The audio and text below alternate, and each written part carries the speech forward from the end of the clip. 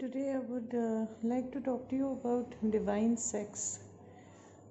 I know it sounds very jarring and it sounds very shocking and scandalizing that how can sex be divine, but it is just as Mother Goddess. Sex is the root of all creativity.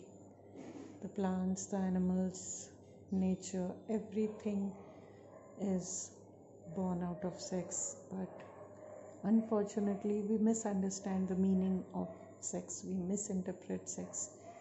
Now sex is, we just go on to the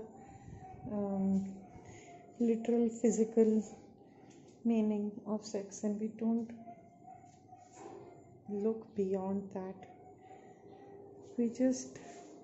We are too focused on the physical part of it, but actually divine sex is when two human beings understand each other, they connect to each other, they bond with each other, they are sensitive to each other's needs in such a way that they almost don't need to tell each other. They already know what the other person feels, and this takes a very long time to grow.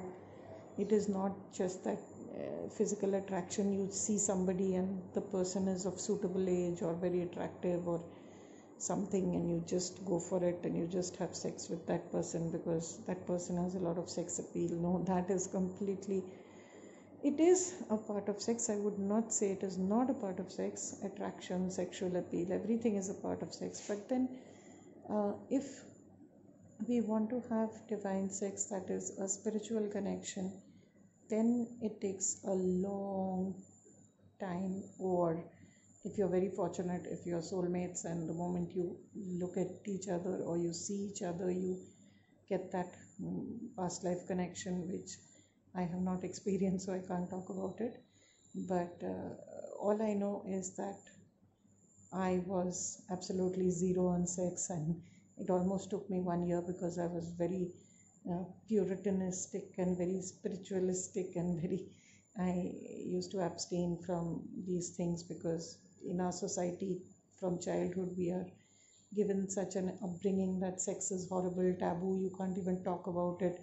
And then suddenly when you have an arranged marriage and you're sent into a new world, a new family, everybody is your stranger, and then all of a sudden within one night you're supposed to just be so comfortable as to open up totally to a stranger. That is, or even not a stranger, partial stranger, whatever, but it takes a lot of trust and a lot of knowing each other to reach this level of spiritual sex and understanding and sensitivity. But I had already talked about this to my husband, and I thought he will not. He was a very decent gentleman, so I thought that I had worked it out because I had already told him. But then after marriage, of course, he did not force me at all. He was very decent, and 3 nights after our marriage, he did not force me, but I noticed that he lay awake and he cried. So the third morning when I saw his tears in his eyes, I was touched, and I was so touched. I said, okay, fine, whatever it is, he has earned my respect. He has not forced me. And it was almost 15-20 days before people tried everything. Relatives tried, they tried to talk me into it by saying that if you don't have sex, your husband will turn you out of the house and all. And I was very confident because I said, I'm an educated lady and I've already talked about this with my husband, and this is not a way. And I just kept quiet, but I did not. I was very confident that he'll do nothing of the sort, and that our love is much beyond just physical sex. And it turned out to be true, and that was true. And because when I wrote to him in the letter before, we had first got the talks were on for almost 1 year, and so in the meantime he used to write letters to me, and in those letters I had mentioned, and when I mentioned after that, he did not reply for a very long time. And then my friend told me, "What have you done? You shouldn't have written this. Nobody will ever marry you." And I said, "If somebody wants to marry me just because of my body, I would rather not marry. If he doesn't want anything else except my body, I would never marry such a person." And my dogmatic or whatever, austere or whatever it was, but then I guess he was my soulmate, because he did reply, and then later on he told me that I asked myself and I thought, "I love you so much that even if you do not have sex with me, I will still marry you." And that touched me a lot. And it was the sensitivity, it was the love, it was the care, it was the emotional sensitivity or wonderful feeling that he gave me, which made me told me that I should have sex with him, even though it was almost 1 year. Poor thing, I tortured. I did not enjoy it. I just did whatever he told me to, because I could not bear him crying. He was a very wonderful person, and I did not want to torture him like that, so I just did it. I did not feel anything. But later on, after 1 year, it was beautiful, it was marvelous, it was so much beyond the physical, because it was truly in every sense divine spiritual sex, because I felt so elevated and so different. I mean, just the physical thing is very easy, you can do it with anybody anywhere, but that is not, it does not give us fulfillment. Otherwise people would never break apart and people would never get a divorce. So yeah, that smiling mother over there, she knows. It is only when a woman and a man, when they feel the complete trust and the beautiful sense of emotional fulfillment, psychological fulfillment, the tender sensitivity with which they take care of each other's feelings and emotions, and the way they support each other's feelings and emotions in society. They support each other, they do not let each other down, they respect each other, they value each other. That is what creates the foundation for divine sex. My husband is no more, that is, he is there, but I lost his body long time ago. It is 24 years now. But first I was devastated, but after 10 years I gradually started feeling his presence, and I always used to, in my communication with God convinced me that the energy is always around me, and he is always with me and around me and my children. And so I had this now it is almost 17 years that I did not have sex with anybody, and I do not even feel like having it. I feel completely fulfilled, because I feel that I have a kind of love which no one else has. It a love which is so much beyond 3D, what we can see around us. It is totally in the 5D and beyond. We just sense each other, we feel each other, we feel the presence of each other, and that is what gives me strength and healing. My husband's presence has given me a lot of support, a lot of energy to face difficulties, to bring up my 4 children almost alone. Even though my parents and my brother were there, my father-in-law and other people also supported me, but then I basically did it alone, and went through a lot of trials, tribulations, a lot of normal problems which everybody uh, goes through. So I kind of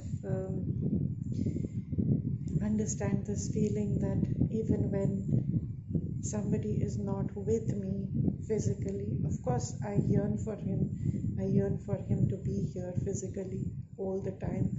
But then it is pointless to have sex with somebody who doesn't understand you, who disrespects you, who doesn't value you. Because once I tried also, because my second husband was 12 years younger to me, and it was actually divinely orchestrated, but socially we would call it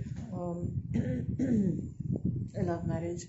So I was not sure, and I have made a video about it. So I used to think that I'm doing a sin and he's younger, and there were a lot of problems. So we had a mutual divorce, and I uncovered a lot of plots and all that anyway, family politics and all. But besides that, the main thing is that I also thought that maybe if I move on with a person of, all the social things tick marked, who's elder to me and who is socially compatible with me, intellectually compatible. I did all that, and he, like, the first he asked me, he talked to me, he was decent, but the first time he met me, he tried to go for it, and I was like shocked, because I had categorically told him that sex is something which comes much later. But he did not respect that, and he just went for it the first day, and then a wonderful thing happened.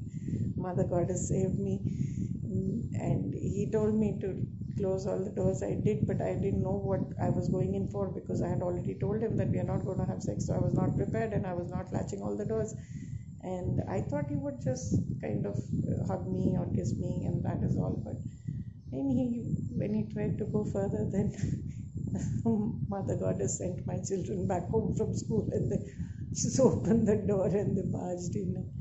Of course, it was very traumatic for all of us, especially my daughter. But anyway, so it's lucky that everything was saved and nothing happened.